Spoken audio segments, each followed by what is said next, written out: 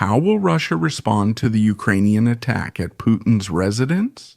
A few hours after the reported Ukrainian attack with 91 drones against the residence of the Russian president, Vladimir Putin, in Novgorod, the Moscow foreign minister made a new threatening statement.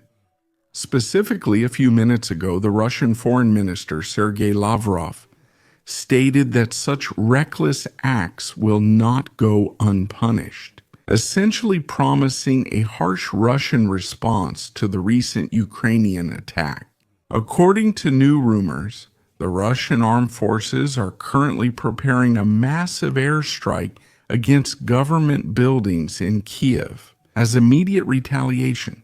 Let us remind you that a few hours ago, Russia's top diplomat made a public statement.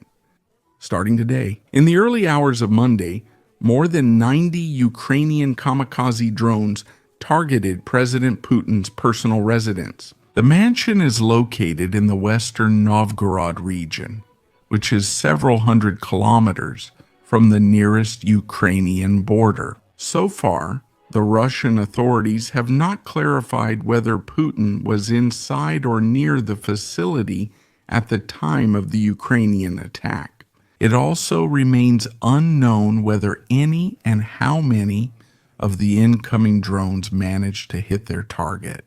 Lavrov described this new strike as the icing on the cake for the Russian government. According to the minister, Moscow will adopt a stricter stance on the Ukrainian issue from now on. Russian officials also stated that as a result of the attack, there will be no telephone conversation between President Putin and his Ukrainian counterpart, Volodymyr Zelensky.